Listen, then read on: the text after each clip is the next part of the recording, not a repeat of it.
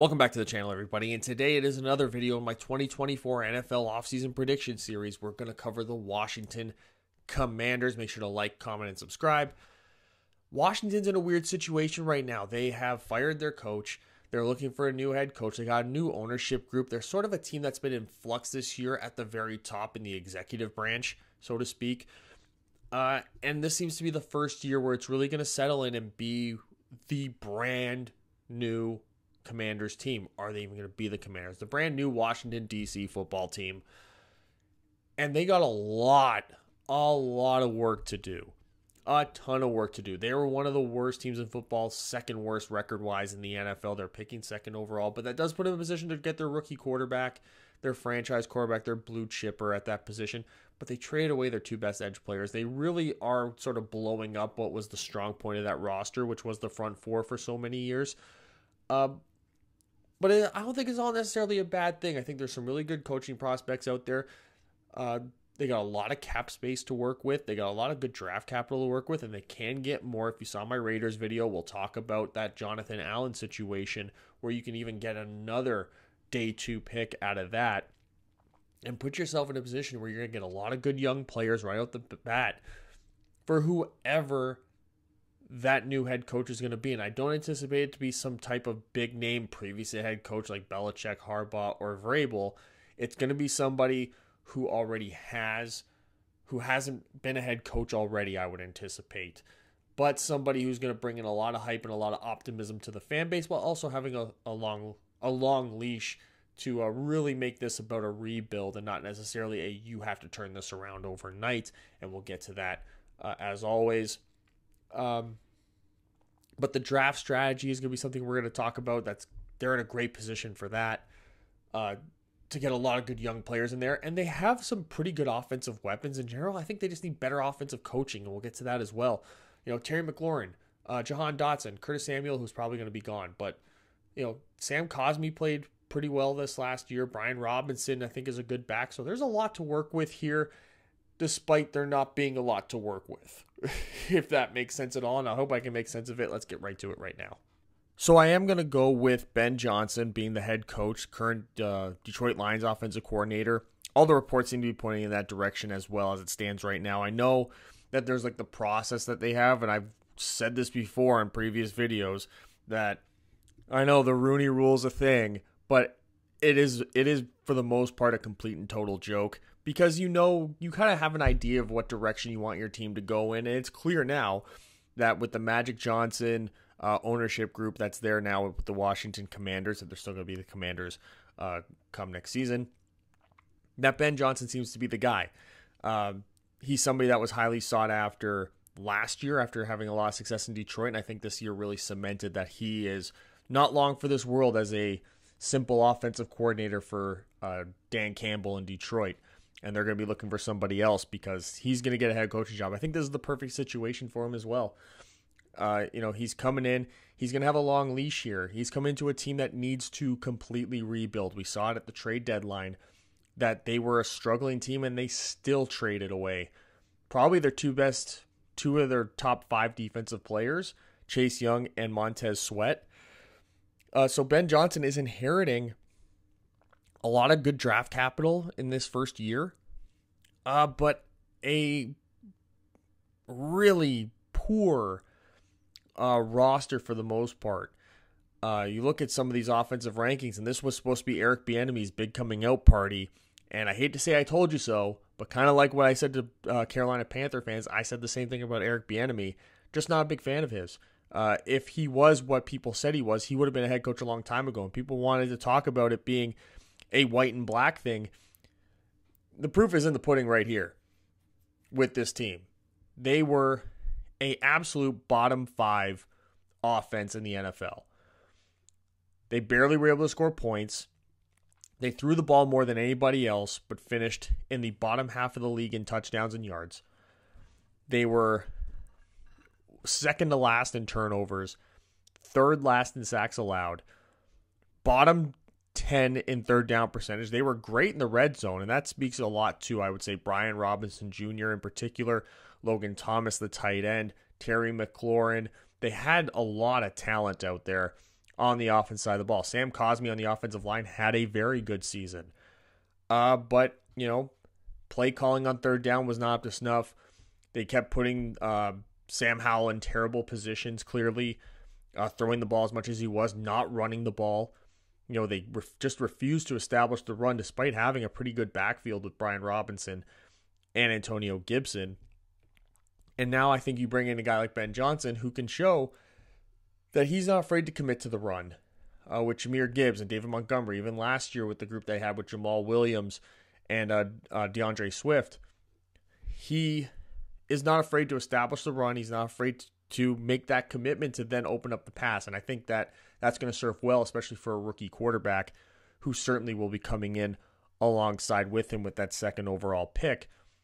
And then we look at some of the defensive stuff. He's going to have to find a real great defensive coordinator because he's out 2 edge rushers. You saw it in my Raiders video if you watched that. We're going to revisit that trade I had for Jonathan Allen here. So the likelihood is that entire front four that was really the bright spot of this roster is gone. So he's going to have to rebuild that as well. So he's going to have to get somebody who's really good on the defense side of the ball. Maybe you grab somebody that was working underneath Aaron Glenn in Detroit as well, somebody that you're familiar with, somebody that you can sort of bring that culture over with, because you need to fix the amount of points you're giving up and how terrible that pass defense was. The rush defense wasn't really all that much better, but the pass defense was dead last in the league in yards allowed and touchdowns allowed. You were dead last in points allowed. You weren't getting sacks. You weren't getting off the field in third down. You weren't really forcing turnovers. You weren't even really stopping the run from the looks of it either. Just a whole lot of nothing was going on there. And they frankly weren't facing... They were losing games that they had no business losing. Had they been coached a little bit better on both sides of the ball, they probably should have done a lot better. And maybe Montez Sweat wasn't somebody that you would have felt you need to get rid of. Maybe you felt you could have kept him. And it certainly points towards them not spending a big amount of money on a big-time edge rushers, because the free agency class this year, it's really running back and edge seem to be the two that are really going to be coming up. Obviously, there's going to be players that are cut that we're not expecting, but that seems to be the two strong points, and they're not going to spend money on running back. That's for sure. And trading Montez Sweat and Chase Young, you're not going to spend money on edge either. You might bring in a veteran third down pass rush specialist. That's a veteran player that you might pay a little bit of money for. But you're going to be doing a lot of this work through the draft. But I think that having Ben Johnson, he understands how to get the best out of players. I think he's proven that. And I think if you bring somebody else from that Detroit staff that could also get the most out of less the way that they have, I think it's a good strategy. But there's a lot of work here that has to be done to turn this team around. And there's not a lot of quality free agents available that can make this a 1-year quick turnaround thing, like a reload type of thing. This is a rebuild of rebuilds. But they're coming in with almost $82 million in salary cap space, which is an invaluable amount. Now, it's going to be tough, again, for them to get any top free agents. The top free agent, they're not going to pay big money for a running back, I don't think. They're not going to pay big money for an edge player. Then you look at the receivers. I think I pay big money for a receiver. I don't think that they will either. And I don't necessarily anticipate the top wide receivers wanting to come here anyway. I think that you got a guy like T. Higgins and Calvin Ridley and Michael Pittman and Gabe Davis, who are really the top 4 wide receivers coming out in this free agency class, as it stands right now at least. I don't think that they're going to want to leave for lesser situations. I think there's going to be enough teams that are capable of winning now that are going to be able to afford them the same way Washington is, where it's almost better for Washington to sort of just keep what you got and sort of build up through the draft a bit.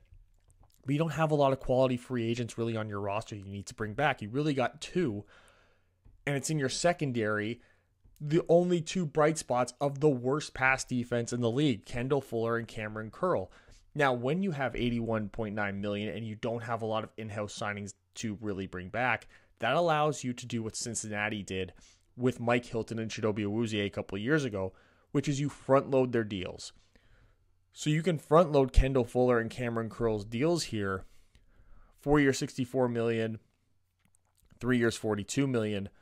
$10 million, $18 million bonuses there. You can front load these deals and still have a lot of cap space left. We'll get to that. And then you trade Jonathan Allen, like I said, you get $9.5 million in cap savings, and you get a second-round pick, or you might end up getting 2/3. I think both are real possibilities here. I think the second-round pick is more realistic because of the Leonard Williams trade that the Giants completely finessed Seattle on. But I think that sort of might set the standard. They could reset it by making it 2/3, though. Jonathan Allen, I think, is a complete 3-down interior guy, though a little undersized, not a 1-tech. He's that 3-technique type player, 3-4 technique interior defensive lineman.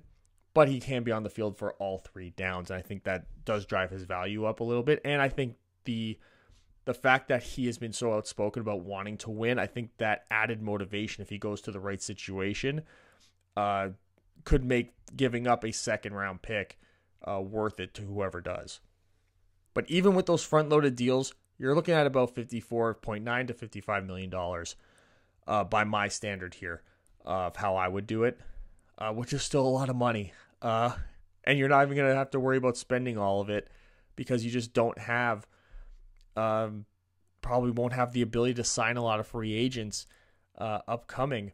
But you do have some team needs here: the offensive line, the edge, linebacker, and defensive back. You know, the offense, like I said, you really kind of got the weapons in place. You know, you got some tight end depth there. You got a good wide receiver room. You got a good backfield. Brian Robinson, Chris Rodriguez. You might bring back Antonio Gibson on a really cheap deal. Probably not. You're going to draft your franchise quarterback at number 2. So really all you need to do is, you know, Sam Cosmi had a pretty good year. You got a good year out of, I believe it was Charles Leno, who was the left tackle. You had it was the interior of the offensive line that really suffered most for this team. So you maybe build on that interior. You want to get as much guys on the offensive line, obviously, as possible and just get your best 5 guys out there. But I think a lot of the focus is going to be on rebuilding that defense because that's where there's not really even like that much talent on paper. You know, the offense has talent on paper at least, where Ben Johnson can come in and probably get more out of them than what Eric Bieniemy and Ron Rivera did. But on the defense, there's just no talent. And the talent there, like Kendall Fuller, is a little bit older. You know, so when's he going to be on the downswing? He's sort of one of those guys who will have a really good year and then he'll kind of be, you know, mediocre, and then he'll have a really good year again. How long can he sustain that type of pattern of play? Cameron Curl's really the only consistent guy that you're bringing back for this defense. So you want to build sort of everywhere, but you really want to focus on the pass defense, in my opinion. That's why edge and defensive back, I think, are the most important. And then, you know, you have a decent interior still, even without Jonathan Allen, with Daron Payne, Fidarian Mathis. You can probably bring in a guy to work in that rotation there, but you need to focus on the edge, get the pass rush going, and work on linebacker to get that second level run defense in a good place as well, to get off the field on third down, man, because that was a real struggle. So here are the free agent signings that I'm looking at. And, you know, Ben Johnson, almost always when an offensive coordinator goes, he brings a couple guys from his previous team. And I think Josh Reynolds would be a great signing for this team. 3 years, $25 million, $7 million bonus. You might feel like you're overpaying him a bit, but he has been great in that Detroit offense. A real great compliment in that receivers room. A real safety blanket for Jared Goff. And I think you can bring him in and get the wide receivers up to speed. And I think you enhance your wide receiver room more than people would expect you to. And then Benito Jones, who's also on the Lions right now, him coming over 2 years, $8 million, $3 million bonus, you know, be part of that interior rotation with Mathis and Payne. And then you look at the veterans here. Some of the veteran guys that you're sort of bringing on these short-term deals to serve a certain purpose. Greg Van Roten, who we talked about in the Raiders video, coming off his best season as a pro. He's 34 years old. Which means it took him this long to have a good season, which is not a great sign. But maybe you're catching him sort of at the end here where he's going to play a little well and you can maybe motivate him with a decent contract here. And he doesn't have to be the best offensive lineman in your group. You know, he can be the fourth best offensive lineman, and then I think that's a really good situation for him to be in. It's a low-risk signing as well. There won't be a lot of guaranteed money in this, in the short-term deal as well. And then we talked about getting a pass rush specialist. Yannick Ngakoue, I think, is a perfect guy for them to bring in, given the situation, because they can still draft a 3-down defensive end who maybe has like a pass rushing upside, but he'll come in and be a good run stuff or good first and second down defensive end early in his rookie career. And then through working with Ngakoue, he can sort of get some pass rushing moves and learn the ways of that and be a more complete player down the line. You have a good 3-man group there with KJ Henry, Yannick Ngakoue, and then let's say a JT Tuimalau or a Chris Braswell or something like that. But I think Yannick Ngakoue, this is the perfect situation for a guy like him. Where he can come in, get a lot of snaps, make some money, 2 years, $23 million, $3 million bonus. He could probably get $15 million of it guaranteed right off the top because they have so much money to be able to give right now. And you just want to get good players in there to really help out the locker room and also put veterans in place to develop some of these younger players that you have. KJ Henry going into his second year, you're going to have a rookie defensive end as well. Yannick Ngakoue, I think, could be a good influence there on both of those guys and help make them better 4 or 5 years down the line. So even with all that, you're still going to have $22 million left to fill out the rest of this roster, get some more of these like mid-level veterans in there, let the draft sort of play out, see what you get, and then go into that second, third wave of free agency and fill out the rest of your roster. And you might be able to snag a couple really good veteran players and elevate this roster probably past some of the expectations that they have already, which I would say as it stands, even unless they make some gigantic free agency splash that's just not expected of them, they're probably going to be a bottom 5 team next year projected. But I could see this being a situation where they can get enough veteran players in there in that second, third wave of free agency that they could find themselves maybe a little bit better than that. Maybe closer to the 8th, 9th pick in the draft next year, rather than, somewhere picking in the top 5. I know fans will probably prefer them picking the top 5, but from a player's perspective, wanting to perform at a higher level, wanting to develop more quickly, I think they can put themselves in that position. And ending off here with the draft strategy, we talked about the Jonathan Allen trade. Get another day 2 pick. Pick 6 times in the first 2 days. Caleb Williams, Drake May, whichever one doesn't go number 1, take number 2. Your strategy in the second round has to be with at least 2 second-round picks, potentially 3. If one of them has to be edge. That first second-round pick has to be edge, whether you use a third-round pick to then trade back up into the first round to guarantee yourself one. That might be something that I could see them doing as well. And then the other pick in the second round, with that second-round pick, you want to get somebody as defensive back, or you want to get your linebacker. You want to get Jeremiah Trotter. You want to get Cedric Gray, Tommy Eichenberg, somebody like that to come in. And if you have a third second-round pick, then you would just go edge, defensive back, linebacker for me. You want to clear out that defensive needs there. And then in the third round, if you only have 2 second-round picks, grab the DB or the linebacker, whichever one you don't get. And then I would look at a tight end. Because Logan Thomas is getting older, obviously. He has had injury history also. And you could probably steal a decent tight end in this draft. I don't expect Jatavian Sanders to be there. Obviously, Brock Bowers is going to go somewhere in the top 10, top 15 at worst. So maybe a Jaheim Bell is there if he declares. I don't know if he declared or not. But I think you can steal a pretty good tight end here and put yourself in a situation like Baltimore has with an Isaiah Likely, who when the starter goes down, you can put him in there and you might get a real dynamic weapon that teams are not really prepared for. And obviously, 2 things that help out a rookie quarterback, other than a good offensive line, obviously, is a good receiving tight end and a good running back room. And I think that if you solidify your tight end room, you have a really good running back room already, a really underrated one by my estimation. So that could really help out whoever the quarterback is behind center through that rookie season and really help Ben Johnson navigate perhaps some of the injuries that he's going to anticipate for some of those veteran players like Logan Thomas.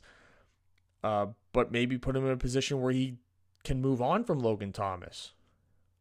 There's also that because That's the thing about having a rookie head coach and a new head coach, is that he's not really married to any of the players on the roster outside of the ones that come in free agency that year and the ones that are drafted that first season. Everyone else is sort of just, that's not necessarily part of his plan, regardless of how good they are.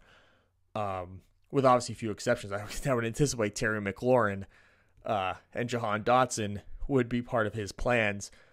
But hey, you never know, man. You never know what could happen when you get a new coach in there. But I do think that having this draft strategy is going to set them up for more long-term success, because you want to get your franchise quarterback. You want to look at getting a edge number one and solidifying the pass defense, because if you play good pass defense, that means you're getting off the field on third down, and that's going to help your offense gain confidence, get more opportunities, and overall, that's going to put your team in better positions to win.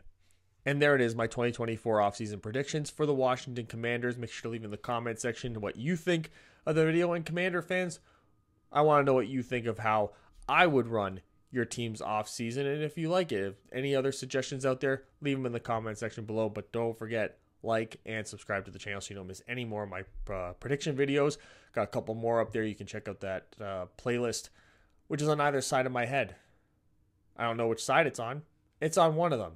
And I will see you guys with the next video next time.